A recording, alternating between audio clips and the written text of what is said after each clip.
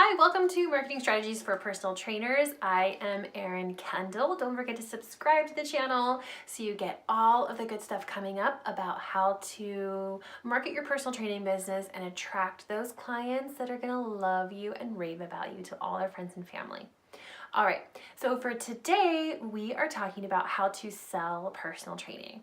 And if you've listened to any of my previous messages about marketing your personal training business, you should know that I don't believe you should have to sell, quote unquote, sell yourself as a personal trainer.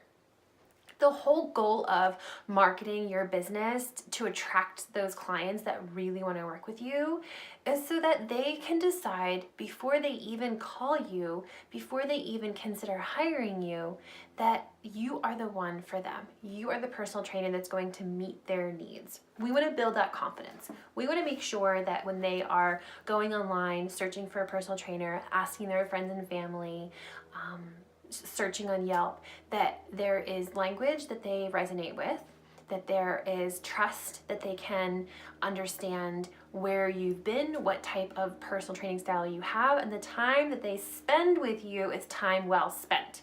Okay, so this takes me into the first portion that I really want you to dive deep on and understand about your clients. What are the things that prevent people from hiring a personal trainer when they really want to learn how to get fit, when they want to learn how to exercise and work out and all that good stuff?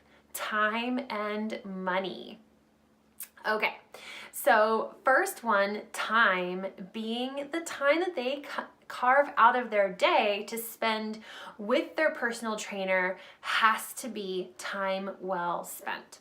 So how can we as personal trainers portray to them, our ideal client, that when they do spend time, when they carve out that big chunk of time, usually an hour, out of their day, that it is going to be time well spent?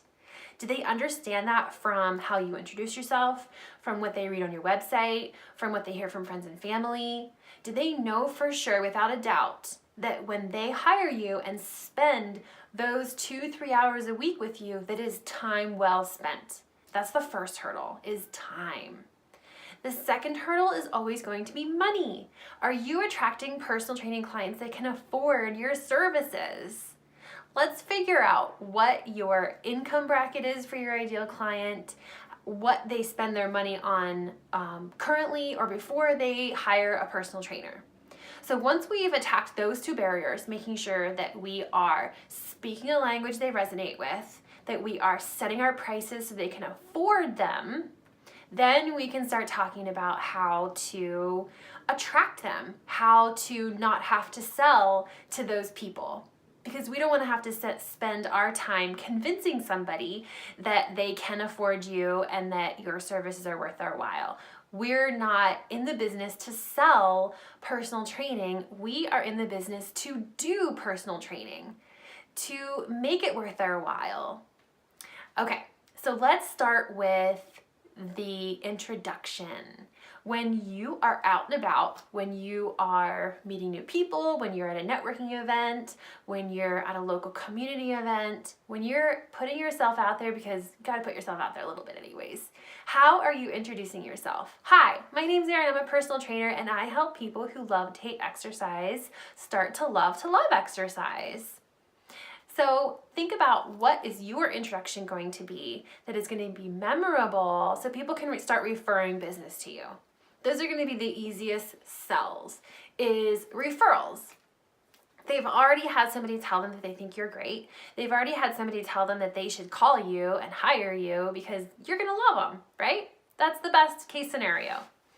The second thing is that we are making sure that we are setting up the first meeting or the first phone call or first introduction so that your clients feel comfortable and you're walking them through the process. You are the expert. They are calling you so that you can take control of the situation because they haven't been able to so far. Not by themselves anyways. So when you do make a phone call or get a phone call or meet somebody, whether it's in person or on the phone, that you have a plan, an outline of how you're going to spend your time with them. And I would recommend maybe 15 minutes, 20 minutes, 30 minutes maximum. And set that expectation up from the get-go. When you have the little contact button on your website, I would definitely set the expectation of when they call you, what are they gonna get? Are they gonna get a 15-minute phone call? Are they gonna get a 5-minute phone call?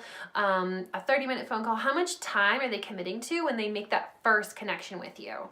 I like to say 15 minutes. I like to keep it to about 15, 20 minutes max. Because I think by then you should know if you are a match or not. Let them know when they get on the phone or when you're meeting in person what is going to happen in the next 15 to 20 minutes. And setting up the expectations so they feel comfortable with you taking control. Because that's what they're going to be hiring you to do, is to take control of their portion of their life that includes fitness and health. Grab the workbook to get all of the tips and outlines to help you start marketing your business at erinkendallfitness.com/biz, and you can start designing your business and market yourself as a personal trainer so clients are calling you and you don't have to sell them.